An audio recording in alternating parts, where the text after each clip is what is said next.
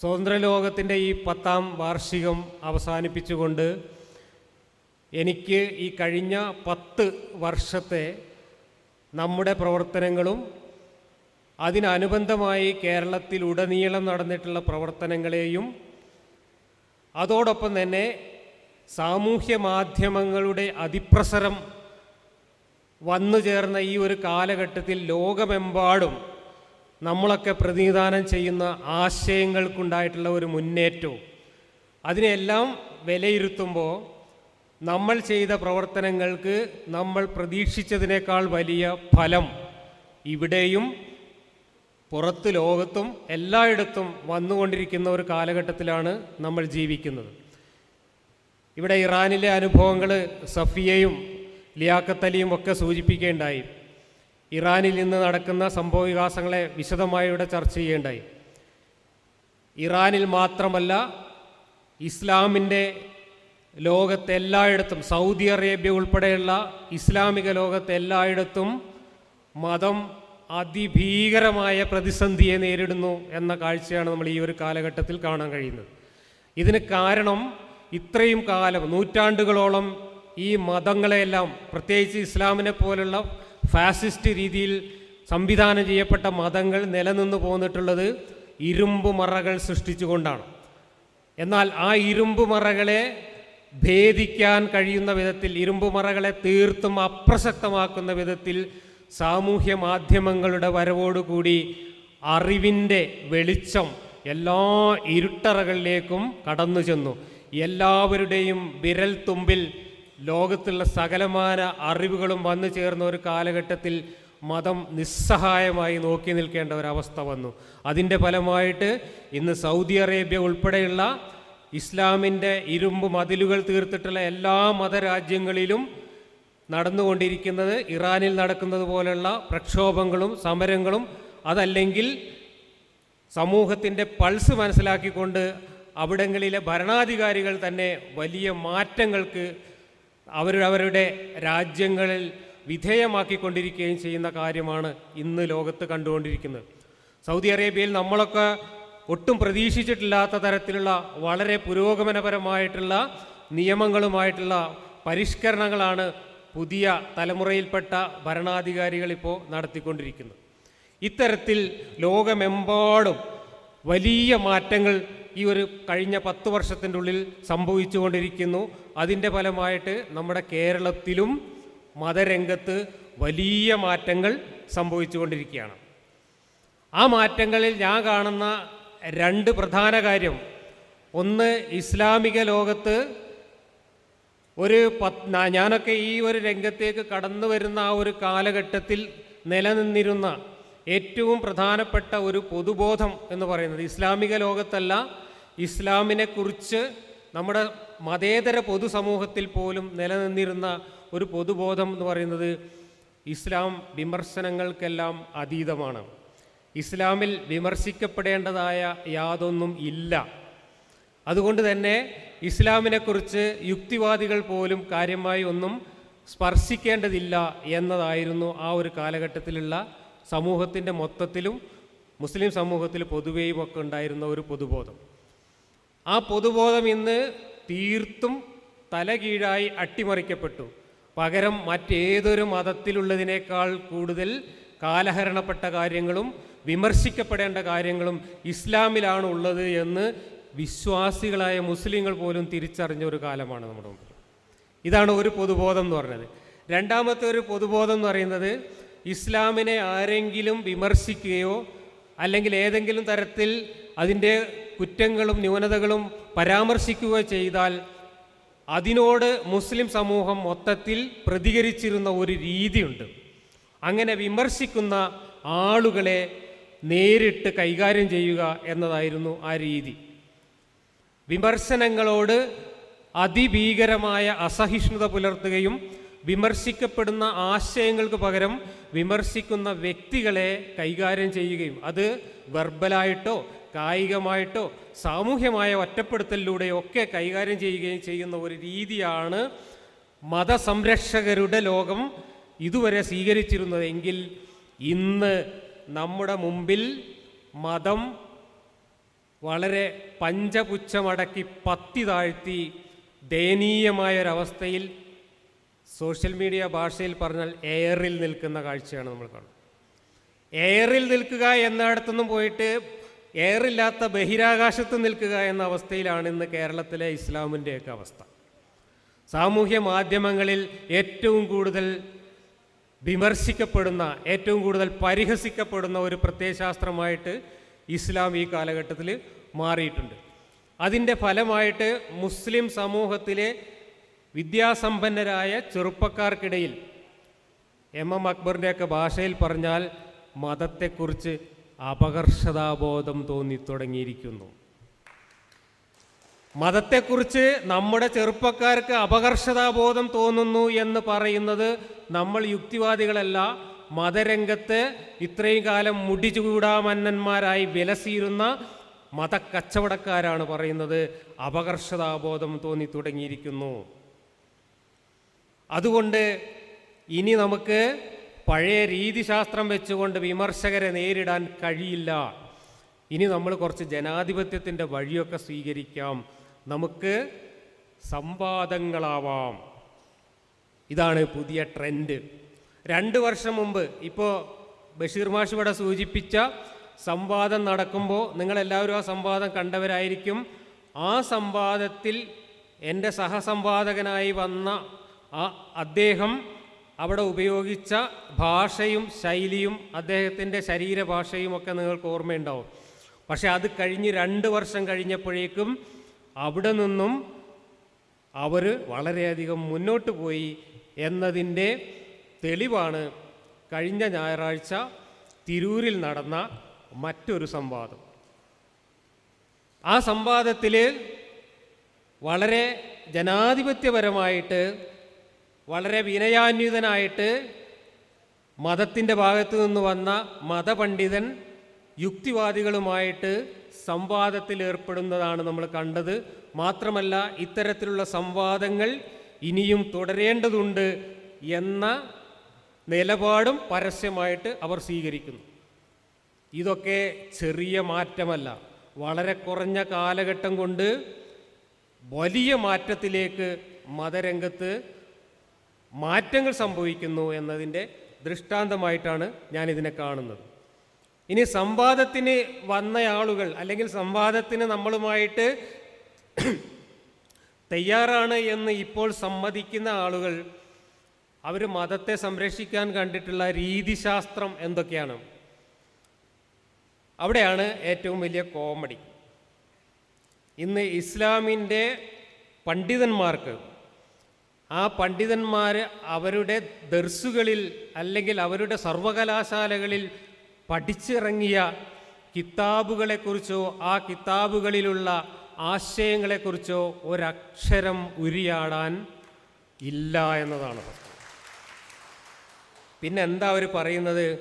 അവർ പറയുന്നത് നമുക്ക് ഖുർആനെ കുറിച്ച് പറയണ്ട, ഹദീസിനെ കുറിച്ച് പറയണ്ട, കർമ്മശാസ്ത്രത്തെക്കുറിച്ച് പറയണ്ട, നമുക്ക് ഫതുഹുൽ മുഈനെ കുറിച്ച് പറയണ്ട, ഉംദയെക്കുറിച്ച് പറയണ്ട, ഫിഖ്ഹ് സുന്നയെക്കുറിച്ച് പറയണ്ട, നമുക്ക് എപ്പിസ്റ്റമോളജി പറയാം, നമുക്ക് യൂട്ടിലിറ്റേറിയനിസം പറയാം, നമുക്ക് ഹെഡോണിസം പറയാം, നമുക്ക് യൂജനിസം പറയാം, നമുക്ക് സബ്ജക്റ്റീവ് മൊറാലിറ്റിയെക്കുറിച്ചും ഒബ്ജക്റ്റീവ് മൊറാലിറ്റിയെക്കുറിച്ചും മെറ്റാ മൊറാലിറ്റിയെക്കുറിച്ചൊക്കെ പറയാം, നമുക്ക് കാർലിഫോർണിയയിലെ കാര്യങ്ങൾ പറയാം എന്നൊക്കെയാണ് ഇപ്പോൾ തലപ്പാവ് ധരിച്ച മതപണ്ഡിതന്മാർ പറഞ്ഞുകൊണ്ടിരിക്കുന്നത്. നമ്മുടെ സംവാദവേദികളിൽ വന്നിട്ട് തലപ്പാവിട്ട മുസ്ലിംമാർ ഇസ്ലാമിനെക്കുറിച്ചോ ഖുർആനെക്കുറിച്ചോ ഇസ്ലാമിൻ്റെയും അല്ലെങ്കിൽ ഇസ്ലാമിക നിയമങ്ങളുടെയും ഒരു കിതാബിനെക്കുറിച്ചോ അതല്ലെങ്കിൽ ഇസ്ലാം ഉപയോഗിക്കുന്ന ഒരു ടെർമിനോളജിയിൽ നിന്ന് ഒരു പദം പോലും ഉച്ചരിക്കാതെ നമുക്ക് ഫിലോസഫി പറയാം, ശാസ്ത്രം പറയാം, എപ്പിസ്റ്റമോളജി പറയാം എന്നൊക്കെ പറഞ്ഞു പോകുന്നത് എന്തിനാണ്? 2 കാര്യമാണ്. ഒന്ന്, അക്ബർ പറഞ്ഞ അപകർഷതാബോധം നമ്മുടെ ചെറുപ്പക്കാരിൽ നിന്ന് മാറ്റിയെടുക്കാം. കാരണം നമ്മൾ പണ്ടത്തെ മാതിരി ഒന്നല്ല, നമ്മളും കുറച്ച് വിവരമുള്ളവരൊക്കെയാണ് കേട്ടോ എന്ന് ഈ വിശ്വാസികളായ ചെറുപ്പക്കാരെ ധരിപ്പിക്കാൻ വേണ്ടിയുള്ള ഒരു ശ്രമത്തിൻ്റെ ഭാഗമാണ് ഈ കടിച്ചാ പൊട്ടാത്ത ടോളജിയും ഓളജിയൊക്കെ പറയുന്നത്. മറ്റൊന്ന്,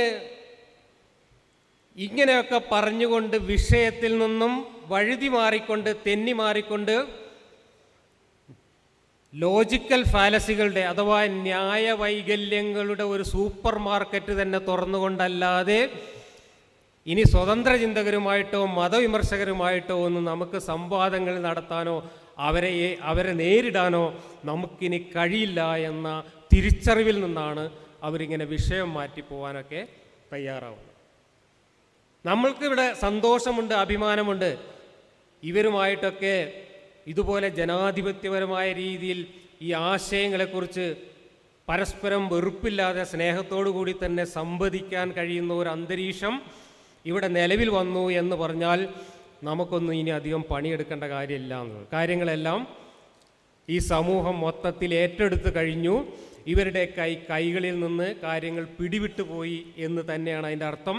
അതാണ് ഞാൻ പറഞ്ഞത്, ഇസ്ലാം എയറിലല്ല, അതിൻ്റെ അപ്പുറത്ത് ബഹിരാകാശത്തേക്ക് ആണ് ഇപ്പോൾ അവർ എത്തി നിൽക്കുന്നത് എന്ന് പറഞ്ഞത്. ഇനി സംവാദത്തിൽ പങ്കെടുത്ത ഈ കഴിഞ്ഞ ഞായറാഴ്ച തിരൂരിൽ സംവാദത്തിൽ പങ്കെടുത്ത മതപണ്ഡിതൻ എതിർ സംവാദകനെക്കുറിച്ചും നമ്മുടെ സംവാദ രീതികളെക്കുറിച്ചും നമ്മൾ കൈകാര്യം ചെയ്യുന്ന വിഷയങ്ങളെക്കുറിച്ചും നമ്മുടെ വിമർശനങ്ങളെക്കുറിച്ചുമൊക്കെ പുതിയ പുതിയ പരാതികളുമായിട്ട് സാമൂഹ്യ മാധ്യമത്തിൽ ഇപ്പോൾ സജീവമാണ്. അദ്ദേഹത്തെ പോലുള്ള ആളുകൾക്ക് വേറൊരു ഉദ്ദേശം കൂടെ ഉണ്ട്. കാരണം അവർക്ക് സാമൂഹ്യ മാധ്യമങ്ങളിൽ മാർക്കറ്റ് ഉണ്ടാക്കാൻ ഇനി യുക്തിവാദികളുടെ പുറകെ കൂടുകയല്ലാതെ മറ്റു മാർഗമില്ല എന്ന് തന്നെ. എത്ര മൂല്യന്മാരാണ് യൂട്യൂബിൽ എൻ്റെ ഫോട്ടോ വെച്ചിട്ട് തമ്പനയിലിടുന്നതെന്നറിയോ? മൂല്യർക്ക് വയല് പറയാൻ എൻ്റെയും ലിയാഖത്ത് അലിയുടെയും അല്ലെങ്കിൽ ആരിഫ് ഹുസൈൻ്റെയൊക്കെ ഫോട്ടോ വെച്ചിട്ട് തമ്പനയിൽ ഉണ്ടാക്കേണ്ട അവസ്ഥയിലേക്ക് കേരളത്തിലെ ഇസ്ലാമിക ലോകം മാറിയിട്ടുണ്ട്.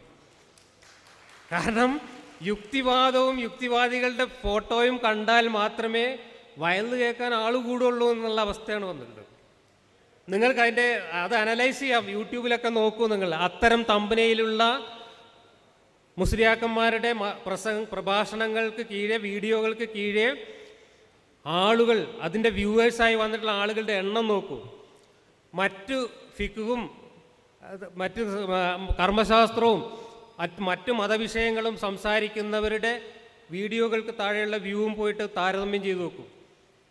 അവിടെ ചിലപ്പോൾ 1000-2000 വ്യൂസാണുള്ളതെങ്കിൽ യുക്തിവാദത്തിൻ്റെ പേര് പറഞ്ഞുകൊണ്ട് നമ്മുടെയൊക്കെ ഫോട്ടോ വെച്ചുകൊണ്ട് കൊടുക്കുന്ന വീഡിയോകൾക്ക് 50,000, 1,00,000 ഒക്കെ വ്യൂസ് കാണാം. ആ ഒരു രീതിയിലേക്ക് മതരംഗം മാറിയിട്ടുണ്ട്. അപ്പോൾ ഇവിടെ മാർക്കറ്റിൽ പിടിച്ചു നിൽക്കണമെങ്കിൽ ഇനി ഇത്തരത്തിലുള്ള ജിമ്മിക്കുകൾ ആവശ്യമാണ് എന്ന് തിരിച്ചറിഞ്ഞ് അതിന് പറ്റിയ ആളുകളെ ട്രെയിൻ ചെയ്തുകൊണ്ടിരിക്കുകയാണ്.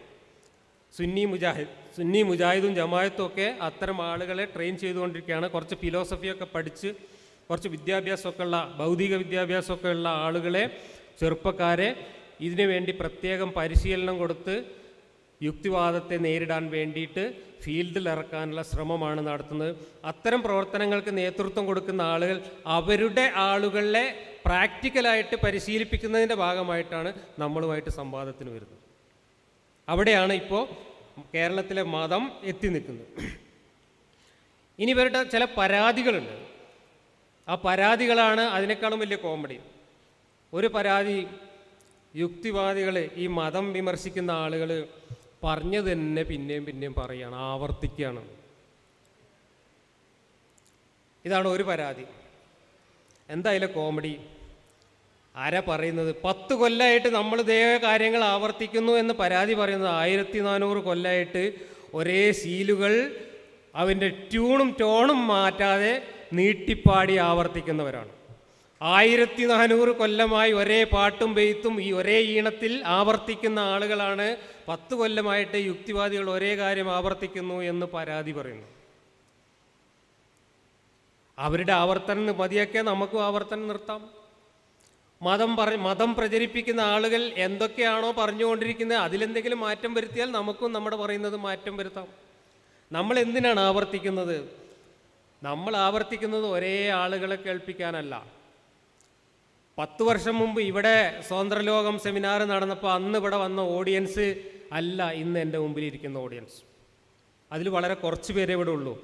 ബാക്കിയുള്ളവരൊക്കെ ഈ രംഗത്തേക്ക് കഴിഞ്ഞ 1-2 വർഷത്തിൻ്റെ ഉള്ളിൽ വന്ന് എത്തി നോക്കാൻ തുടങ്ങിയ ആളുകളാണ്.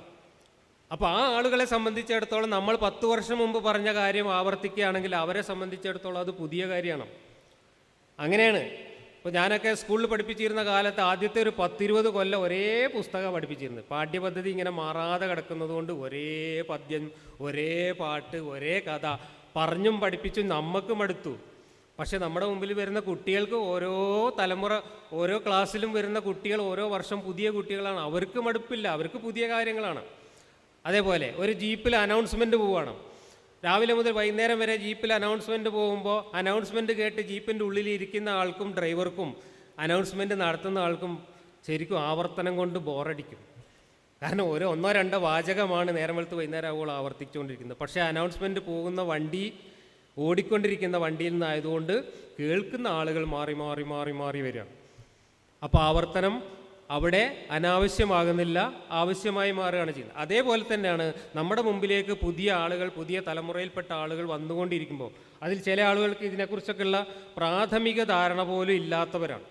അപ്പോൾ അങ്ങനെയുള്ള ആളുകൾക്ക് നമ്മൾ ABCD മുതൽ തുടങ്ങേണ്ടി വരും. ഈ ആദ്യം പറഞ്ഞ കാര്യങ്ങൾ ആവർത്തിക്കേണ്ടി വരും. അതുകൊണ്ടാണ് നമ്മൾ ആവർത്തിക്കുന്നത്. പക്ഷേ നമ്മളെ ആവർത്തിക്കുന്നു എന്ന് കുറ്റം പറയുന്നവർക്ക് 1400 കൊല്ലമായി ആവർത്തിച്ചു കൊണ്ടിരിക്കുന്ന കാര്യങ്ങളിൽ നിന്ന് ചെറിയ ഒരു വ്യതിയാനം പോലും ഇല്ല എന്നതാണ് അതിലേറ്റവും പരിഹാസ്യമായിട്ടുള്ള ഒന്ന്. മറ്റൊന്ന്, നമ്മൾ പരിഹസിക്കുന്നു, ആക്ഷേപഹാസ്യം ഒക്കെ ഉപയോഗിക്കുന്നു എന്നുള്ളതാണ്. ഇത് പറയുന്നത് ആരാ? നമ്മളെയൊക്കെ ആശയപരമായ വിമർശനങ്ങളുടെ പേരിൽ ഇത്രയും കാലം വ്യക്തിപരമായി അധിക്ഷേപിച്ചുകൊണ്ടിരുന്ന, ഒരുപക്ഷെ ലോകത്ത് വ്യക്തിപരമായി ഞാൻ കേട്ടത്ര അധിക്ഷേപങ്ങൾ കേട്ട ആൾക്കാർ ചുരുക്കമായിരിക്കും. കഴിഞ്ഞ 10-40 കൊല്ലമായിട്ട് വ്യക്തി അധിക്ഷേപങ്ങൾ കേട്ട് ഇപ്പോൾ അത് കേട്ടില്ലെങ്കിൽ ഉറക്കം വരില്ല എന്നുള്ള അവസ്ഥയിലെത്തിയ ആളാണ് ഞാനൊക്കെ. അങ്ങനെയുള്ള നമ്മളോടാണ് പറയുന്നത്, നിങ്ങളിങ്ങനെ പരിഹസിക്കുന്നത് ശരിയല്ല കേട്ടോ എന്ന്. നമ്മൾ പരിഹസിക്കുന്നത്, ആക്ഷേപഹാസ്യം എന്ന് പറയുന്നത് വിമർശനത്തിൻ്റെ ഒരു രീതിശാസ്ത്രമാണ്. മലയാള ഭാഷയിൽ ഈ കുഞ്ചൻ നമ്പ്യാരുടെ മലയാളത്തിൽ ആക്ഷേപഹാസ്യം എന്ന് പറയുന്നത് എത്രത്തോളം ഫലപ്രദമായിട്ടുള്ള ഒരു ഡിസ്കോഴ്സ്, ഭാഷാ ഡിസ്കോഴ്സ് ആണെന്നുള്ളത് നമുക്കൊക്കെ അറിയാം. അത്തരം ആക്ഷേപഹാസ്യങ്ങളാണ് പലപ്പോഴും വിമർശനങ്ങൾക്ക് നമ്മളെല്ലാവരും ഉപയോഗിക്കുക. അത്തരം ആക്ഷേപഹാസ്യങ്ങളിലൂടെ വിമർശനങ്ങൾ നടത്തുമ്പോൾ ആ വിമർശനങ്ങൾ കൃത്യമായി കൊള്ളേണ്ടിടത്ത് കൊള്ളും എന്നതുകൊണ്ട് തന്നെയാണ് അത്തരം ചില ഡിസ്കോഴ്സ് നമ്മൾ എടുക്കുന്നത്. അപ്പോൾ അതിനെയും കുറ്റപ്പെടുത്താൻ ഇവർക്കാർക്കും അർഹതയില്ല. പിന്നെ വേറൊന്ന്, ചെറി പിക്കിംഗ് നടത്തുന്നു എന്നാണ്. അതും അതിനേക്കാൾ വലിയ കോമഡിയാണ്. നമ്മൾ ഖുർആനിൽ നിന്നും ഹദീസിൽ നിന്നൊക്കെ നമുക്ക് ആവശ്യമുള്ളത് പെറുക്കിയെടുത്തിട്ട് നമ്മൾ തെറ്റിദ്ധാരണ സൃഷ്ടിക്കുകയാണ് എന്നാണ് നമുക്കെതിരായിട്ടുള്ള ആരോപണം. സത്യത്തിൽ നമുക്കത് ചെയ്യേണ്ട യാതൊരു ആവശ്യമില്ല. അത് ചെയ്യേണ്ട ആവശ്യം വരുന്നത് ആർക്കാണ്? ഇവർക്കാണ്. ഇവരെങ്ങനെയാണത് ചെയ്യുന്നത് എന്നുള്ളതിന് നല്ലൊരു എക്സാമ്പിളാണ് ലിയാഖത്ത് അലി ഇവിടെ അവതരിപ്പിച്ചത്. അവരാണ് ചെറി പിക്കിംഗ് നടത്തിയിട്ട് തെറ്റിദ്ധരിപ്പിക്കുന്നത്. കാരണം അതിൻ്റെ അകത്തുള്ള മുഴുവൻ കാര്യങ്ങൾ ഒരുമിച്ച് പറഞ്ഞു കഴിഞ്ഞാൽ ഇവരിന്ന് പ്രചരിപ്പിക്കുന്ന നുണകൾ പൊളിയുകയാണ് ചെയ്യുക. ഇവർക്ക് പിക്ക് ചെയ്യാൻ അതിനകത്ത് ചെറി കിട്ടാനില്ല എന്നുള്ളതാണ് സത്യം. എന്നിട്ട് അവർ മാർക്കറ്റിൽ പോയിട്ട് വേറെ ചെറി വാങ്ങിക്കൊണ്ടുവന്നിട്ട് അത് കൊടുക്കുക. ഇവർ മാർക്കറ്റിൽ നിന്ന് കൊണ്ടുവന്ന ചെറി യഥാർത്ഥത്തിൽ ഇവരെ കിതാബിലുള്ളതല്ല. ഇവരെ കിതാബിൽ നിന്ന് പെറുക്കി കാണിക്കാൻ പോലും ഈ കാലഘട്ടത്തിൽ മനുഷ്യൻ്റെ മുമ്പിൽ അവതരിപ്പിക്കാൻ പറ്റുന്ന രീതിയിൽ പെറുക്കി കാണിക്കാനുള്ള ചെറി പോലും ഇവരുടെ കിതാബുകൾ ഇല്ലാത്തത് കൊണ്ട് പുറത്തുനിന്ന് കൊണ്ടുവന്നിട്ട് ഇതിലുള്ളതാണെന്ന് നമ്മളെ തെറ്റിദ്ധരിപ്പിക്കുന്ന പണി ചെയ്യുന്നവരാണ് നമ്മൾ ചെറി പിക്കിംഗ് നടത്തുന്നു എന്ന് ആക്ഷേപിക്കുന്നു. നമുക്ക് ചെറി പിക്കിംഗ് നടത്തേണ്ട ഒരാവശ്യമില്ല. ഇപ്പോൾ ഖുർആനെ വിമർശിക്കാൻ തത്തമ്മ ചീട്ടെടുക്കും പോലെ നിങ്ങൾ ഖുർആനിൽ നിന്നൊരു പേജ് എടുത്താൽ മതി. തത്തമ്മ ചീട്ടെടുക്കുന്നത് പോലെ നിങ്ങൾ ഖുർആനിൽ നിന്നൊരു പേജ് എടുത്തു കഴിഞ്ഞാൽ ആ ഖുർആൻ പേജിൽ നിങ്ങൾക്ക് ഒരു 10 കാര്യമെങ്കിലും ഖുർആനെ വിമർശിക്കാൻ കിട്ടും. എല്ലാവർക്കും കിട്ടും, സാധാരണക്കാർക്ക് കിട്ടും. ഇത് ആഴത്തിൽ പഠിക്കൊന്നും വേണ്ട. ഖുർആനിൽ നിന്ന് നിങ്ങൾ ഏതൊരു പേജ് എടുത്ത് മറിച്ചാലും നിങ്ങൾക്ക് വിമർശിക്കാൻ മാത്രം സാധനം അതിനകത്തുണ്ട്. ചെറി പിക്ക് ചെയ്യേണ്ട, അതിലുള്ളതിന് പിക്ക് ചെയ്താൽ മതി. ചെറി പിക്ക് ചെയ്യേണ്ടത് നമ്മുടെ ആവശ്യമല്ല, അവരുടെ ആവശ്യമാണ്. ഇത് മനസ്സിലാവണമെങ്കിൽ ഞാൻ ഒരു കാര്യം പറയാം, ഞാനിപ്പോൾ ഖുർആൻ ക്ലാസ് എടുക്കുന്നുണ്ട് യൂട്യൂബ് ചാനലിൽ, നിങ്ങൾ പലരും കാണുന്നുണ്ടാവും. ഞാൻ ഖുർആൻ ക്ലാസ് എടുക്കുന്നത് ഓരോ അധ്യായങ്ങൾ എടുത്തിട്ട് അത് പൂർണ്ണമായിട്ട് വിശകലനം ചെയ്തുകൊണ്ടാണ്, ചെറിപ്പിക്ക് ചെയ്തിട്ടല്ല. മാത്രമല്ല ഖുർആനിൽ നിന്ന് ഞാൻ അധ്യായങ്ങൾ തിരഞ്ഞെടുക്കുന്നത് ക്രോണോളജിക്കൽ ഓർഡറല്ല. ക്രോണോളജിക്കൽ ഓർഡറിൽ ഖുർആൻ അധ്യായങ്ങൾ ക്രമീകരിക്കുക അസാധ്യമാണ്, 100% സാധ്യമല്ല. പക്ഷേ ചില മാനദണ്ഡങ്ങൾ അനുസരിച്ച് ഏറെക്കുറെ ആ ഒരു ഓർഡറിൽ, ക്രോണോളജിക്കൽ ഓർഡർ എന്ന് പറഞ്ഞാൽ സംഭവങ്ങൾ അവതരിപ്പിച്ച ക്രമത്തിൽ, ആദ്യം ഇറങ്ങിയത് ആദ്യം, പിന്നെ ഇറങ്ങിയത് പിന്നെ, അങ്ങനെയുള്ള ക്രമത്തിൽ ഖുർആനിൽ നിന്ന് അധ്യായങ്ങൾ പെറുക്കിയെടുത്ത് അത് അതേ രീതിയിൽ ക്രമീകരിച്ചിട്ട് ആ അധ്യായങ്ങളെ പൂർണ്ണമായി വായിച്ചു കൊണ്ടാണ് ഞാൻ ഖുർആൻ ക്ലാസ് എടുക്കുന്നത്. എൻ്റെ ഖുർആൻ ക്ലാസ് ഏതാണ്ട് 67 ക്ലാസ്സുകൾ ഇപ്പോൾ കഴിഞ്ഞു. ഞാൻ ആദ്യം അവതരിപ്പിച്ചത് എന്ന് പറയപ്പെടുന്ന കുറേ അധ്യായങ്ങളാണ് ആദ്യം ക്ലാസ്സായിട്ട് അവതരിപ്പിച്ചത്. എവിടെയും ഒരു ചെറിയിപ്പിക്കിങ്ങിൻ്റെ പ്രശ്നമില്ല. ഓരോ അധ്യായത്തിലും ഉള്ള വാക്യങ്ങൾ വായിച്ചിട്ട് അതുമായി ബന്ധപ്പെട്ട് ചിലപ്പോൾ ഒരായത്തിനെ കുറിച്ച് തന്നെ എനിക്കൊരു അരമണിക്കൂറോ 3/4 മണിക്കൂറോ സംസാരിക്കാനുണ്ട്. അല്ലെങ്കിൽ അതുമായി ബന്ധപ്പെട്ട് ഇന്നത്തെ വിഷയങ്ങൾ കൂടി നമുക്ക് കൂട്ടിച്ചേർത്ത് പറയാൻ പറ്റും. ആ രീതിയിലുള്ള ക്ലാസ്സുകളാണ് എടുത്തുകൊണ്ടിരിക്കുന്നത്. അതുകൊണ്ട് ഇനി മറ്റു പ്രഭാഷണങ്ങൾക്കോ മറ്റു ഇതുപോലുള്ള യാത്രകൾക്കോ ഒന്നും ഞാൻ പോകാൻ ഉദ്ദേശിക്കുന്നില്ല. ശാരീരികമായും മാനസികമായും ഒക്കെ ക്ഷീണിച്ച ഈ അവസരത്തിൽ ഇത് തുടർന്ന് കൊണ്ടുപോകാനാണ് ഞാൻ ആഗ്രഹിക്കുന്നത്. ഞാനിത് പറയാൻ കാരണം ഈ ചെറി പിക്കിംഗ് ആണ് നടത്തുന്നത് എന്നുള്ള ആക്ഷേപത്തിന് കൃത്യമായ മറുപടിയാണ് നമ്മളുടെ ഈ ഖുർആൻ വിശകലനം എന്ന് പറയുന്നത്. അവിടെ ഏതെങ്കിലും ഒരു സൂറത്തിൽ നിന്ന് നമുക്ക് 1-2 ആയത്ത് മാത്രം പെറുക്കിയെടുത്ത് വിമർശിക്കേണ്ട ആവശ്യം വരുന്നില്ല. നല്ലതുണ്ടെങ്കിൽ നല്ലതാണെന്ന് നമ്മൾ പറയും. പക്ഷേ നല്ലതാണെന്ന് പറയാൻ ഇതുവരെ നടന്ന ക്ലാസ്സിൽ എനിക്ക് കാര്യമായിട്ടൊന്നും കിട്ടിയിട്ടില്ല. ഇനി ചിലപ്പോൾ കിട്ടുമെന്ന് നോക്കാം. നേരെ മറിച്ച് ഇന്നത്തെ കാലത്ത് നമുക്ക് വിമർശിക്കാവുന്ന കാര്യങ്ങൾ ഇഷ്ടം പോലെയുണ്ട്. ഇതാണ് ചെറി പിക്കിംഗ് എന്ന ആരോപണത്തെക്കുറിച്ച് എനിക്ക് ഇവർക്ക് മറുപടിയായിട്ട് പറയാനുള്ളത്. പിന്നെ ഇവർ പറയുന്നത് നമ്മൾ ഫാലസി ഉപയോഗിക്കുന്നു. യഥാർത്ഥത്തിൽ നമുക്ക് ഒരു ഫാലസി ഉപയോഗിക്കേണ്ട കാര്യമല്ല. ഉള്ള യാഥാർത്ഥ്യങ്ങളെ വളച്ചുകെട്ടില്ലാതെ നേരെ ചൊവ്വേ വായിച്ച് വിശദീകരിച്ചാൽ മതി. പക്ഷേ ഫാലസികളുടെ സൂപ്പർ മാർക്കറ്റ് തുറന്നിട്ട് ഓരോന്ന് സന്ദർഭത്തിൽ നിന്ന് അടർത്തിയെടുത്തിട്ട് ഈ ന്യായവൈകല്യങ്ങൾ മുഴുവൻ പ്രയോഗിച്ചിട്ടാണ് ഇന്ന് മതക്കാർ വിമർശനങ്ങളെ നേരിടാനുള്ള ഒരു വിഫല ശ്രമമെങ്കിലും നടത്തിക്കൊണ്ടിരിക്കുന്നത്.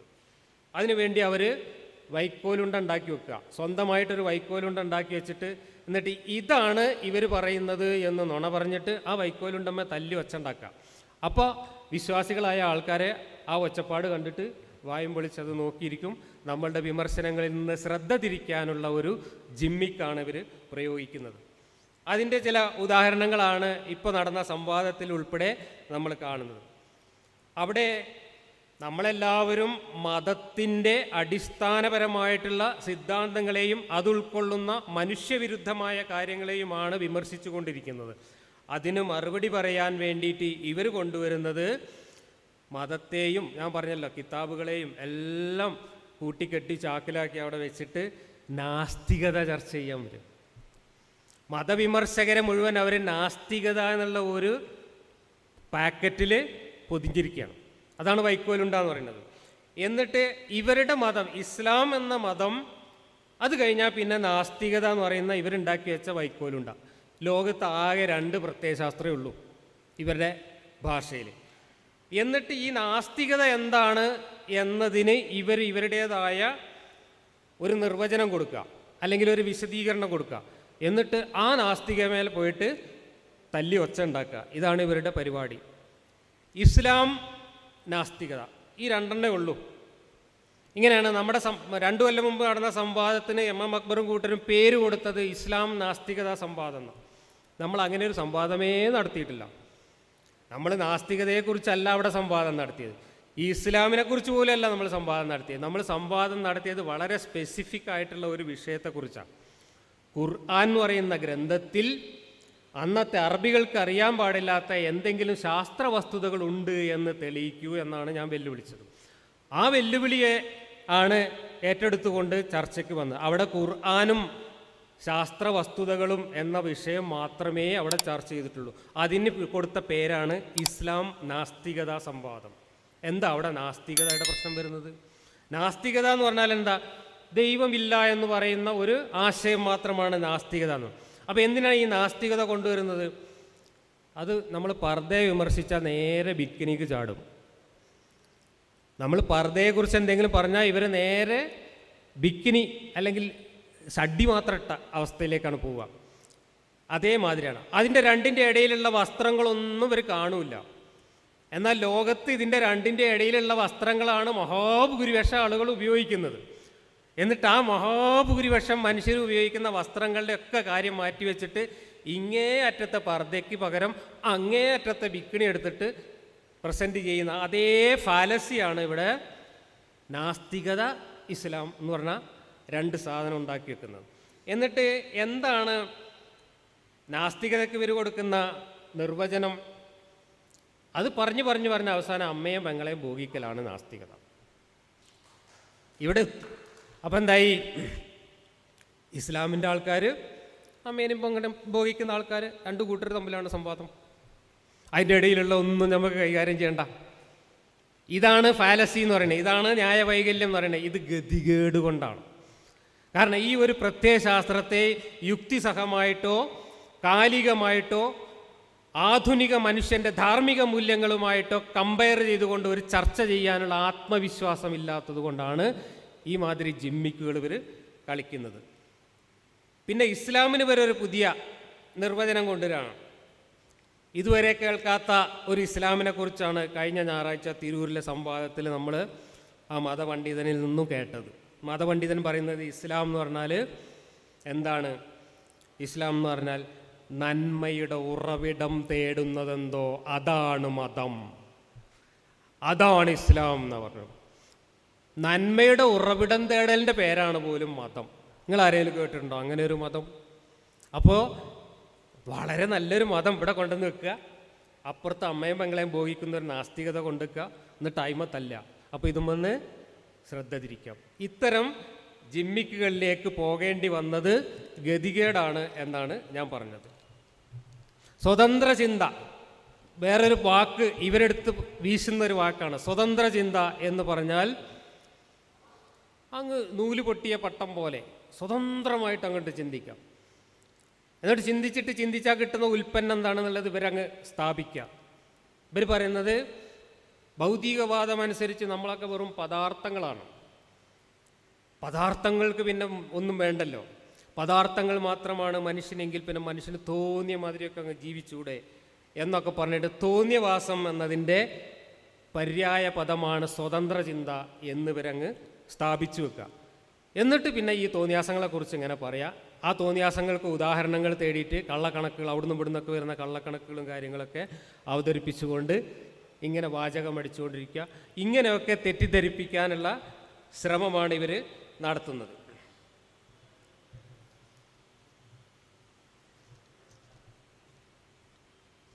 ഈ അപകർഷതാബോധം ഈ മതവിശ്വാസികളുടെ സമൂഹത്തിൽ ചെറുപ്പക്കാർക്കിടയിൽ ഉണ്ടായി എന്ന് തിരിച്ചറിഞ്ഞ ആളുകൾ ഇവിടെ മാത്രമല്ല ഉള്ളത്, ആഗോളതലത്തിൽ തന്നെ മതരംഗത്തുണ്ട്. അതാണ് ഖത്തറിലിപ്പോൾ നമ്മൾ കാണുന്നത്. ഇസ്ലാം ഒരു 50 കൊല്ലം മുമ്പ് എങ്ങനെയാണ് പാശ്ചാത്യ ലോകത്ത് ഇസ്ലാമിനെ കച്ചവടം ചെയ്യാൻ ഇവർ ശ്രമിച്ചത് എന്നതിൻ്റെ ഒരു ചിത്രമാണ് 2 കൊല്ലം മുമ്പ് നടന്ന സംവാദത്തിൽ സിന്ദാനി പ്രോജക്റ്റ് പരിചയപ്പെടുത്തിക്കൊണ്ട് ഞാൻ വിശദീകരിച്ചു. അന്ന് ഞങ്ങളുടെ ഖുർആനിൽ ശാസ്ത്രമുണ്ട് എന്ന് പറഞ്ഞുകൊണ്ടാണ് പാശ്ചാത്യരെ തെറ്റിദ്ധരിപ്പിച്ചത്. അതിനുവേണ്ടി ചതി പ്രയോഗിക്കുകയായിരുന്നു. ചില പാശ്ചാത്യരായിട്ടുള്ള സ്കോളർമാരെയൊക്കെ യൂണിവേഴ്സിറ്റികളിൽ വിളിച്ചു വരുത്തിയിട്ട് അവരെ കബളിപ്പിച്ച് ചതിച്ച് അവരെ ഉപയോഗപ്പെടുത്തിക്കൊണ്ടും 1-2 പേരെ വിലക്കെടുത്തുകൊണ്ടും ഈ പാശ്ചാത്യരുടെ പേരുകൾ ഉപയോഗപ്പെടുത്തിക്കൊണ്ട് അറബി ഭാഷ അറിയാത്ത, ഖുർആൻ എന്താണെന്ന് അറിയാത്ത, പെട്ടെന്നൊന്നും അറിയാൻ സാധ്യതയില്ലാത്ത പാശ്ചാത്യ ലോകമൊത്തുള്ള ആളുകളെ ഇതിനകത്ത് എന്തൊക്കെയോ ശാസ്ത്രമുണ്ട് എന്ന് തെറ്റിദ്ധരിപ്പിക്കാനുള്ള ശ്രമമായിരുന്നു സിന്ദാനി പ്രോജക്റ്റിലൂടെ ഈ എണ്ണപ്പണം ഒഴുകി വരാൻ തുടങ്ങിയ ആ കാലഘട്ടത്തിൽ ഈ പറയുന്ന Egypt, Saudi Arabia, Yemen, Qatar തുടങ്ങിയ രാജ്യങ്ങൾ കേന്ദ്രീകരിച്ചുകൊണ്ട് ഇവരുടെ പ്രോജക്റ്റ് അതായിരുന്നു. അതിൽ കുറേ പാശ്ചാത്യരൊക്കെ കുടുങ്ങുകയും ചെയ്തിട്ടുണ്ട്.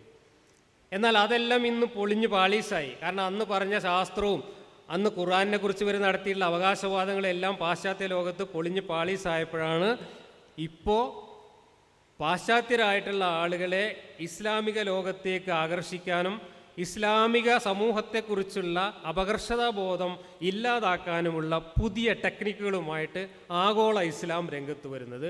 അതിൻ്റെ ഭാഗമാണ് കൈക്കൂലി കൊടുത്തിട്ട് ഖത്തറിലേക്ക് ലോകകപ്പ് ഫുട്ബോൾ കൊണ്ടുവന്നത്.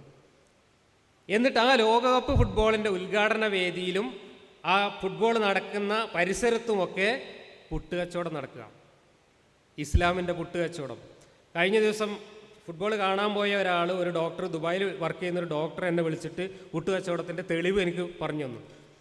അപ്പോൾ അവിടെ കുറേ ആൾക്കാർ ഈ ഫുട്ബോൾ നടക്കുന്ന പരിസരത്തെല്ലാം പലതരം ബ്രോഷറുകളും പിന്നെ ഡിജിറ്റൽ കാർഡുകളുമൊക്കെ വിതരണം ചെയ്യാം, QR കോഡൊക്കെ ഉള്ള കാർഡ് വിതരണം ചെയ്യാം.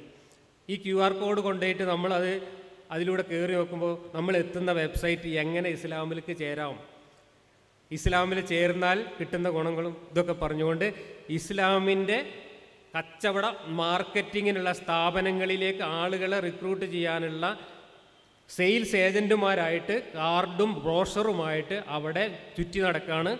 ഇതിൻ്റെ മൊത്ത കച്ചവടക്കാരനായ സാക്കിർ നായിക് അടക്കം അവിടെ നേരത്തെ തന്നെ എത്തിപ്പെട്ടിട്ടുണ്ട്. അതുമാത്രമല്ല, ഉദ്ഘാടന വേദിയിൽ കൊണ്ടുവന്ന മോർഗൻ ഫ്രീമാൻ എന്ന് പറയുന്ന ആൾ അടുത്ത ദിവസം ഇസ്ലാമിലേക്ക് മാറി എന്നുള്ള റിപ്പോർട്ട് നിങ്ങൾ കേൾക്കും. കാരണം ഇതിനുള്ള ഒരുക്കങ്ങൾ വർഷങ്ങൾക്ക് മുമ്പ് തുടങ്ങിയിട്ടുണ്ട്. ഈ ഫ്രീമാൻ എന്ന് പറയുന്ന ആളെക്കുറിച്ച് നിങ്ങൾ നെറ്റിൽ സെർച്ച് ചെയ്ത് നോക്കൂ. കുറച്ച് കാലമായിട്ട് ഈ ഇസ്ലാമിസ്റ്റുകളുടെ അണ്ടറിലാണ് അദ്ദേഹം. പണ്ട് മോറിസ് ബുക്കായിയെയും കീത്ത് മൂർനെയൊക്കെ പിടികൂടിയതുപോലെ ഈജിപ്ത് കേന്ദ്രീകരിച്ചുകൊണ്ട് ഇദ്ദേഹത്തെയൊക്കെ പിടികൂടിയിട്ട് ഇസ്ലാമിൻ്റെ മാനവികതയും സമത്വവും ഒക്കെ പറഞ്ഞ് തെറ്റിദ്ധരിപ്പിക്കുകയാണ്. അതാണ് ഖുർആനിൽ നിന്ന് ആദമിൻ്റെ മക്കളെല്ലാം ഒരുപോലെ എന്ന് പറയുന്ന ഒരായത്ത് ഓദിച്ചുകൊണ്ട് അവിടെ ആ മനുഷ്യനെ ഉപയോഗിച്ചുകൊണ്ട് നടത്തിയ നാടകം. അപ്പോൾ പുതിയ മാർക്കറ്റിംഗ് തന്ത്രമാണ്. ശാസ്ത്രം ഒഴിവാക്കി ഖുർആൻ്റെ മഹത്വമൊക്കെ ഒഴിവാക്കിയിട്ട് ഇനി സമത്വവും വംശീയതയില്ലാത്ത മാനവികത മുറ്റുന്ന സമത്വമാണ് ഇസ്ലാമിലുള്ളത് എന്ന് തെറ്റിദ്ധരിപ്പിക്കാനുള്ള ഒരു ശ്രമത്തിൻ്റെയൊക്കെ ഭാഗമായിട്ട് ഇത് ചെയ്യുന്നത് രണ്ട് കാര്യങ്ങൾക്കാണ്.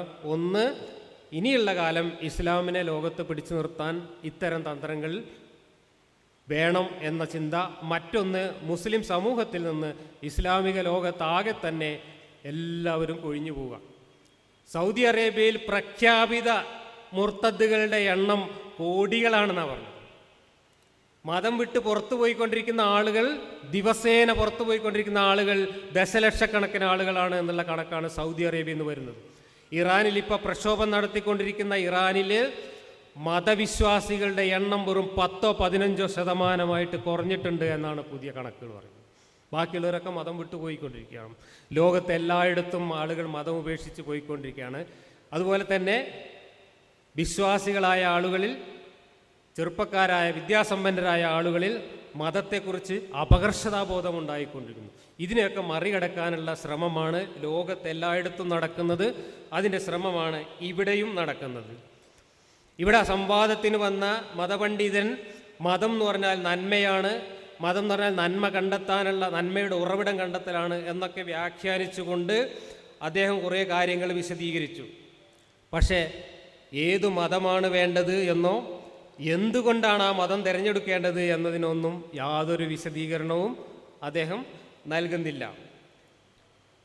എന്നാൽ നമ്മൾ എന്തുകൊണ്ട് മതം വേണ്ട എന്ന് പറയുന്നു? നമുക്ക് നിന്ന നിൽപ്പിൽ ഒരാഴ്ച നിർത്താതെ പറഞ്ഞാലും തീരാത്തത്ര കാരണങ്ങൾ നമുക്ക് വിശദീകരിക്കാനുണ്ട് എന്തുകൊണ്ട് മതം വേണ്ട എന്ന് പറയാൻ.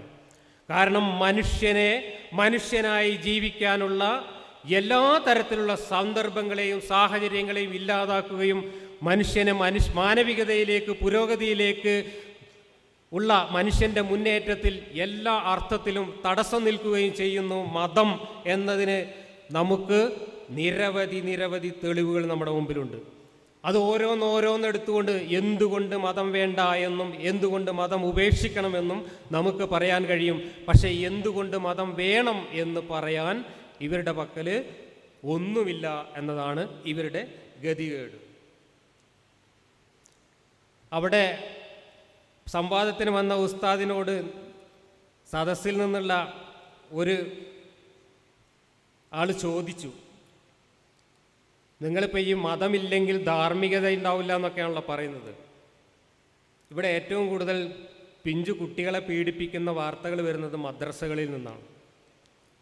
ഒരു മദ്രസ ഉസ്താദിൻ്റെ പീഡന വാർത്തയെങ്കിലും ഇല്ലാത്ത ഒരു പത്രം നിങ്ങൾക്ക് നിങ്ങളുടെ പത്രക്കെട്ടിൽ നിന്ന് എടുക്കാൻ കഴിയില്ല. ഇന്നത്തെ കാര്യമാണ് ഞാൻ പറഞ്ഞത്. ഇന്നലത്തെ പത്രത്തിൽ പോലും ഉണ്ട്. ഈ കാര്യം ചോദിച്ചപ്പോൾ നമ്മുടെ ഉസ്താദ് അതിന് മറുപടി പറഞ്ഞതാണ് കോമഡി. നിങ്ങൾ കേൾക്കണം. സ്കാൻഡിനേവിയക്കാർ പോൺ വീഡിയോ ഉണ്ടാക്കുന്നത് കൊണ്ടാണ് മദ്രസയിൽ ഉസ്താദുമാർ കുട്ടികളെ പീഡിപ്പിക്കുന്നത്. എങ്ങനെയുണ്ട് ധാർമ്മികത? സ്കാൻഡിനേവിയക്കാർ പോൺ വീഡിയോ ഉണ്ടാക്കാൻ കാരണം അവർ നാസ്തികതയാണ്. അപ്പോൾ ഉസ്താദ് മദ്രസയിൽ കുട്ടികളെ പീഡിപ്പിക്കാനുള്ള കാരണം നാസ്തികതയാണ്. ഞാൻ ചോദിക്കുന്നത്, എന്നാൽ പിന്നെ ഈ പടച്ചോൻ ഇങ്ങനെ ഒരു മതം ഉണ്ടാക്കിയിട്ട് മനുഷ്യനെ ധാർമ്മികത പഠിപ്പിക്കാൻ പോയ പടച്ചോനെ 2 വാഴ വെച്ചാൽ പോരായിരുന്നു ഈ പണിയെടുക്കുന്ന നേരം? നിങ്ങൾ കുട്ടികളെ ധാർമ്മികത പഠിപ്പിക്കാൻ വേണ്ടി, കുട്ടികളെ മതം പഠിപ്പിക്കാൻ വേണ്ടി ഉസ്താദുമാരായി നിങ്ങളുടെ കിതാബുകൾ പഠിച്ച് യോഗ്യത നേടി അതിൻ്റെ സർട്ടിഫിക്കറ്റും അതിൻ്റെ തലയിക്കെട്ടും നേടിയ പുറത്തിറങ്ങിയിട്ടുള്ള ഉസ്താദുമാരെ മദ്രസകളിൽ റിക്രൂട്ട് ചെയ്യുന്നത് യുക്തിവാദി സംഘത്തിൻ്റെ റിക്രൂട്ട്മെൻറ്റ് ഏജൻസി എന്നല്ലക്കാണോ? യുക്തിവാദി സംഘത്തിൽ നിന്നാണോ നിങ്ങൾ ഉസ്താദുമാരെ റിക്രൂട്ട് ചെയ്യുന്നത്? നിങ്ങൾ ദർസുകളിൽ പഠിച്ച് സനത് നേടി പുറത്തിറങ്ങിയ ഉസ്താദുമാരെയല്ലേ മദ്രസയിൽ പഠിപ്പിക്കാൻ വിടുന്നത്? അവർ പഠിച്ച ധാർമ്മികതയുടെ കിതാബുകൾ, ആ കിതാബുകളെല്ലാം പഠിച്ച് ഡിഗ്രി എടുത്തിട്ട് നേരെ പോയിട്ട് അവർ മദ്രസകളിൽ പോയിട്ട് കുട്ടികളെ ഇതാണ് പഠിപ്പിക്കുന്നതെങ്കിൽ കുഴപ്പം സ്കാൻഡിനേവിയയിലെ നാസ്തികർക്കാണോ അതോ ഈ ഉസ്താദിനെ പഠിപ്പിച്ച കിതാബിനാണോ എന്ന് നിങ്ങൾ പരിശോധിക്കണമെന്നാണ് കുട്ടികളെ മദ്രസയിൽ അയക്കുന്ന മുഴുവൻ മുസ്ലിങ്ങളോടും എനിക്ക് പറയാനുള്ളത്. അത് മനസ്സിലാവണമെങ്കിൽ ഈ ഉസ്താദായി വരുന്നത് ഏതൊക്കെ കിതാബുകൾ പഠിച്ചിട്ടാണ് എന്ന് മുസ്ലിം സമൂഹം പരിശോധിക്കണം. ഈ ഉസ്താദുമാർ പഠിക്കുന്ന കിതാബുകൾ ഉംദയും ഫത്തുഹുൽ മുഈനും ബുഖാരിയും ഖുർആനും തഫ്സീറുകളും അതുപോലുള്ള കിതാബുകളുമാണ്. ആ കിതാബുകളിൽ നിന്ന് ഇവർ പഠിച്ച ധാർമ്മികതയാണ് അവർ അവരുടെ ജീവിതത്തിൽ പ്രയോഗിക്കുന്നത്. ആ കിതാബുകളിൽ എന്തൊക്കെയാണോ പഠിപ്പിക്കുന്നത് അതാണ് ഇവർ പഠിക്കുന്നത്. അതിൽ നിന്ന് ഉൾക്കൊണ്ട ധാർമ്മികതയാണ് ഇവരുടെ ജീവിതത്തിൽ ഇവർ പ്രയോഗിക്കുന്നത്. അതുകൊണ്ട് ഉസ്താദുമാരുടെ മുമ്പിലേക്ക് കുട്ടികളെ അയക്കുന്ന രക്ഷിതാക്കളോട് എനിക്ക് പറയാനുള്ളത്, നിങ്ങൾ ആദ്യം ഈ ഉസ്താദുമാർ എന്തൊക്കെ പഠിച്ചിട്ടാണ് ഉസ്താദാവുന്നത് എന്ന് പരിശോധിച്ചാൽ മതി. പിന്നെ നിങ്ങൾ ജീവനുള്ള കാലത്തോളം നിങ്ങളുടെ കുട്ടിയെ മദ്രസയിലേക്കില്ല. സ്കാൻഡിനേവിയയിൽ പോൺ വീഡിയോ ഉണ്ടാക്കുന്നതിന് ഇവരെന്തിനാ പോൺ കാണാൻ പോകുന്നത് ഉസ്താദന്മാർ? സ്കാൻഡിനേവിയക്കാരാണ് പോൺ ഉണ്ടാക്കുന്നത്. വാദത്തിന് വേണ്ടി സമ്മതിച്ചാൽ തന്നെ വേറൊരു കണക്കുണ്ട്. ഏറ്റവും കൂടുതൽ പോൺ കാണുന്നത് ആരാന്നറിയോ നിങ്ങൾക്ക്? നിങ്ങൾ ഗൂഗിൾ സെർച്ച് ചെയ്ത് നോക്കി, പാകിസ്ഥാൻകാരാണ്. ഏറ്റവും കൂടുതൽ പോൺ വീഡിയോ കാണുന്ന രാജ്യം പാകിസ്ഥാനാണെന്നാണ് പറയുന്നത്. അതുപോലെ മുസ്ലിം രാജ്യങ്ങളെല്ലാം കാണുന്നവരുടെ കൂട്ടത്തിലുണ്ട്, ഉണ്ടാക്കുന്നവരുടെ കൂട്ടത്തിൽ നിങ്ങൾക്ക് നാസ്തികരെ കാണാമെന്നാണ് പറഞ്ഞത്. ആയിക്കോട്ടെ, എന്തിനാ നാസ്തികരുണ്ടാക്കുന്ന ഇത് നിങ്ങൾ കാണാൻ പോകുന്നത്? അപ്പോൾ എവിടെയോ ഒരു കുഴപ്പമുണ്ടല്ലോ, നാസ്തികർക്കാണോ കുഴപ്പം? അപ്പോൾ അത് പരിശോധിക്കണം എന്നാണ് ഞാൻ പറയുന്നത്. അപ്പോൾ ഈ പോൺ വീഡിയോ കാണുന്നത് കൊണ്ടാണെന്നും സ്കാൻഡിനേവിയക്കാരുണ്ടാക്കുന്നത് കൊണ്ടാണെന്നും അതിന് കാരണം നാസ്തികതയാണ് എന്നൊക്കെ ഒരു ഉസ്താദുമാരുടെ അധാർമികതയ്ക്ക് ന്യായീകരണമായി പറയുന്നത് പച്ച മലയാളത്തിൽ പറഞ്ഞാൽ സെൽഫ് ഗോൾ അടിക്കലാണ്. അതെങ്കിലും മനസ്സിലാക്കുക എന്നാണ് ഉസ്താദുമാരോട് പറയാനുള്ളത്. ഇനി മതം വേണ്ട എന്ന് നമ്മൾ പറയാനുള്ള കാരണം, സ്കാൻഡിനേവിയയിലൊക്കെ മനുഷ്യന്മാർ അവിടെ പോൺ വീഡിയോ ഒക്കെ ഉണ്ടാക്കുന്നുണ്ടെങ്കിലും ലോകത്ത് ഏറ്റവും കൂടുതൽ സമാധാനമായിട്ടും സന്തോഷമായിട്ടും ജീവിക്കുന്നത് അവരാണ് എന്നുള്ളത് ലോകം അംഗീകരിക്കുന്നു.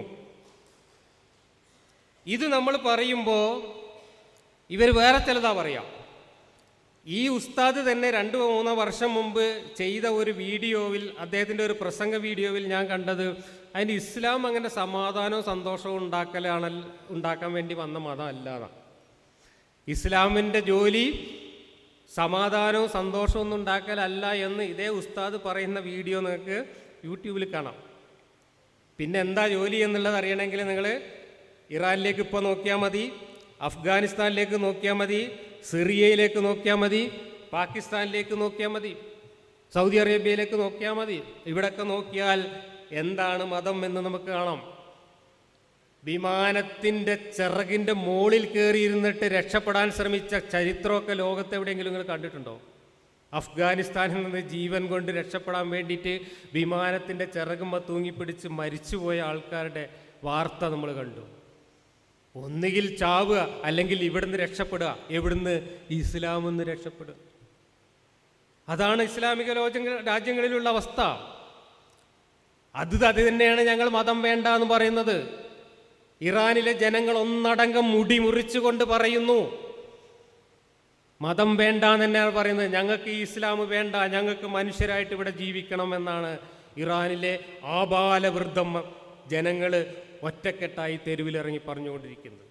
ഇതൊക്കെ കൊണ്ടാണ് മതം വേണ്ട എന്ന് ഞങ്ങൾ പറയുന്നത്. ഇതിന് ഉസ്താദുമാർ പറയുന്ന ഒരു മറുപടി, അവരിപ്പോൾ ഗവേഷണം നടത്തി കണ്ടുപിടിച്ചിട്ടുള്ള ഒരു മറുപടിയാണ്, ആത്മഹത്യ കൂടുതൽ എന്നാലും നിങ്ങളെ കൂട്ടത്തിലല്ലേ എന്നാണ്.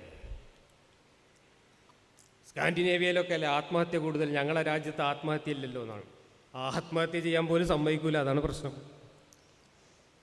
മാത്രമല്ല, ആത്മഹത്യ ചെയ്താൽ വിവരം പുറത്തുവിടില്ല, ഒരു കണക്കും പുറത്തുവിടില്ല. ഈ മതരാജ്യങ്ങളിൽ, ഈ ഫാസിസ്റ്റ് ഭരണകൂടങ്ങൾ നിലവിലുള്ള രാജ്യങ്ങളിൽ നിന്ന് ആ രാജ്യങ്ങളിലെ ജനങ്ങളെ സംബന്ധിക്കുന്ന ഒരു കാനേഷുമാരി കണക്കും ഒരു സർവേ റിപ്പോർട്ടും മര്യാദക്ക് പുറത്തു വരില്ല. അതുകൊണ്ട് അവിടുത്തെ ക്രിമിനൽ കുറ്റങ്ങളെക്കുറിച്ച്, അവിടെ നടക്കുന്ന ബലാത്സംഗങ്ങളെക്കുറിച്ച്, അവിടെ നടക്കുന്ന ആത്മഹത്യകളെക്കുറിച്ച് ഒന്നും പുറം ലോകത്ത് ഒരു കണക്കും കിട്ടില്ല. ആ കണക്ക് കിട്ടായ്മയാണ് ഇവർ പൂജ്യം കണക്കായിട്ട് അവതരിപ്പിക്കുന്നത്.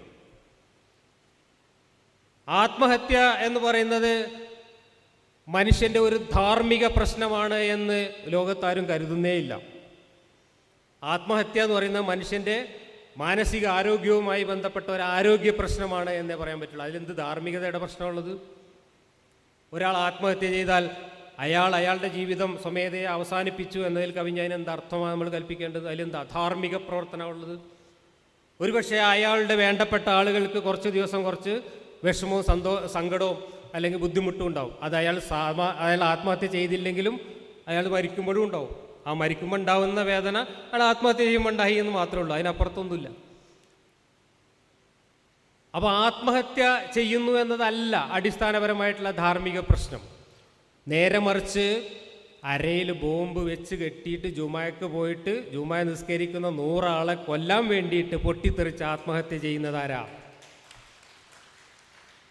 അത് ഈ മതം പേറുന്ന മനുഷ്യ ബോംബാണ്.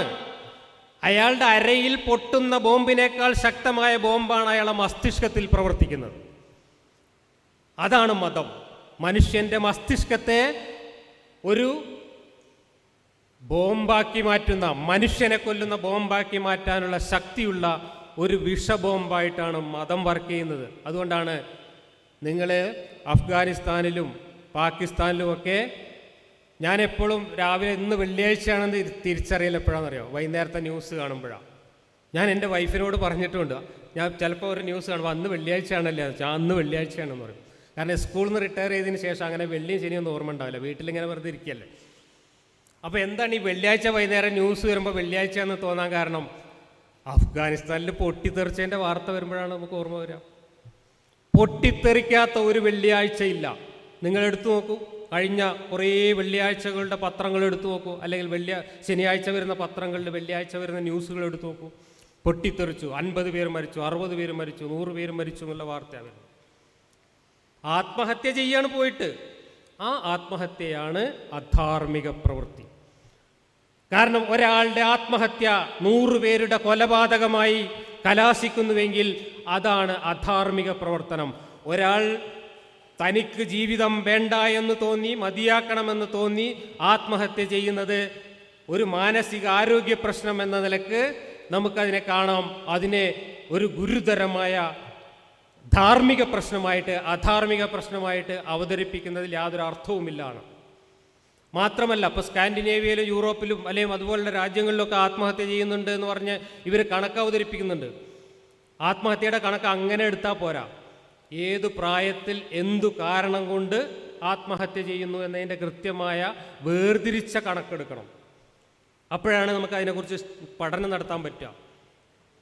ഞാൻ മനസ്സിലാക്കുന്നത് പലപ്പോഴും വാർദ്ധക്യ സഹജമായിട്ടുള്ള മാറാരോഗങ്ങൾ പിടിപെടുകയും ഇനി ജീവിതത്തിലേക്ക് ഒരിക്കലും മടങ്ങുകയില്ല എന്ന് തിരിച്ചറിയുകയും ഇനി ഞാൻ ജീവിച്ചിരിക്കുന്നത് എൻ്റെ സമൂഹത്തിനും എൻ്റെ കുടുംബത്തിനും എനിക്കു തന്നെയും വേദനകൾ മാത്രം സമ്മാനിക്കുന്ന ഒരു ഏർപ്പാടാണ് എന്ന് തിരിച്ചറിയുകയും ചെയ്യുന്ന ആളുകൾ ദയാവധത്തിന് നിയമമുള്ള രാജ്യങ്ങളിൽ ദയാവധം ആവശ്യപ്പെടുന്നു.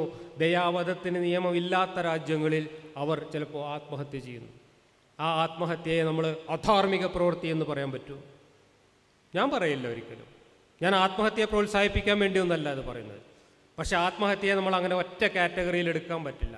ആത്മഹത്യയിൽ വെച്ച് ഏറ്റവും വലിയ അധാർമികമായ ആത്മഹത്യ അരയിൽ ബോംബ് വെച്ച് മറ്റുള്ളവരെ കൊന്നുകൊണ്ട് ആത്മഹത്യ ചെയ്യുന്ന ഭീകരവാദ പ്രവർത്തനമാണ്. അത് നടക്കുന്നത് മതത്തിൻ്റെ ലോകത്താണ്. അതിൻ്റെ കാരണമായി വർത്തിക്കുന്നത് മതമാണ്. ഇതൊക്കെ കൊണ്ടാണ് നമ്മൾ മതം വേണ്ട എന്ന് പറഞ്ഞുകൊണ്ടിരിക്കുന്നത്. ഇനി ഒരു ചെറിയ ധാർമ്മിക പ്രശ്നം, ഒരു ചെറിയ ദാർശനിക പ്രശ്നം കൂടെ പറഞ്ഞ് ഞാൻ എൻ്റെ സംസാരം അവസാനിപ്പിക്കാം. ഇവരുടെ ഒരു പ്രധാനപ്പെട്ട ചോദ്യം ഞാൻ നേരത്തെ പറഞ്ഞു. മനുഷ്യൻ വെറും ഒരു പദാർത്ഥമാണെങ്കിൽ, ഓക്സിജൻ, ഹൈഡ്രജൻ, ഫോസ്ഫറസ് അതുപോലുള്ള കുറേ പദാർത്ഥങ്ങൾ ചേർന്നുണ്ടായ ഒരു പദാർത്ഥ സഞ്ചയം മാത്രമാണെങ്കിൽ എന്താണ് മനുഷ്യൻ്റെ ജീവിതത്തിൻ്റെ അർത്ഥം എന്നൊക്കെ ചോദിച്ചു. മനുഷ്യൻ പദാർത്ഥം മാത്രമായിരിക്കുമ്പോൾ ജീവിതം ഇല്ല. പിന്നെ എങ്ങനെയാണ് ജീവിതത്തിന് അർത്ഥം ഉണ്ടാവുന്നത്? ഈ പദാർത്ഥങ്ങളെ അതിസങ്കീർണമായ രീതിയിൽ പരിണമിച്ചപ്പോഴാണ് ജീവൻ എന്ന് പറയുന്ന അത്ഭുത പ്രതിഭാസം പ്രകൃതിയിൽ ഉത്ഭവം കൊള്ളുന്നത്.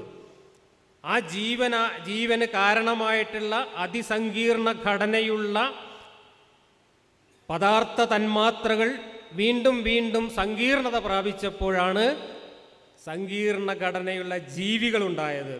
ആ ജീവികൾ പിന്നെയും പിന്നെയും സങ്കീർണത പ്രാപിച്ച് പരിണമിച്ചപ്പോഴാണ് മനുഷ്യനുൾപ്പെടെയുള്ള ഉയർന്ന തരം ജന്തുക്കൾ ഇവിടെ പരിണമിച്ചുണ്ടായത്. ഇങ്ങനെയാണ് സയൻസ് പഠിച്ച ആളുകൾ മനസ്സിലാക്കുന്നത്. നമ്മൾ ജീവിതത്തിൻ്റെ അർത്ഥം, ധാർമ്മികത എന്നൊക്കെ പറയുന്ന കാര്യം എവിടെയാണ് പ്രസക്തമാകുന്നത്? ഓക്സിജനും ഹൈഡ്രജനും ചേർന്ന് വെള്ളമുണ്ടാകുന്നിടത്ത് എന്തെങ്കിലും ധാർമ്മിക പ്രശ്നമുണ്ടോ? ഇല്ല. അത് കുറേ മൂലകങ്ങൾ ചേർന്നിട്ട് ഒരു DNA തന്മാത്ര ഉണ്ടായി, ഒരു അമീബ ഉണ്ടായി, അവിടെ വല്ല ധാർമ്മിക പ്രശ്നമുണ്ടോ? ഇല്ല. അമീബ പോലെയുള്ള ജീവികൾ പിന്നീട് ബഹുകോശ ജീവികളായി മാറി ഓന്തും പല്ലിയും പാമ്പും ഒക്കെ ഉണ്ടായി, അവിടെ എന്തെങ്കിലും ധാർമ്മിക പ്രശ്നമുണ്ടോ? ഇല്ല. പിന്നെ എവിടെ ധാർമ്മിക പ്രശ്നം ഉണ്ടാവുന്നത്? മനുഷ്യൻ എന്ന് പറയുന്ന ഒരു ജന്തു ഉണ്ടായപ്പോൾ ധാർമ്മിക പ്രശ്നം ഉണ്ടായോ? ഇല്ല. പിന്നെ എവിടെയാണ് ധാർമ്മിക പ്രശ്നം ഉണ്ടായത്?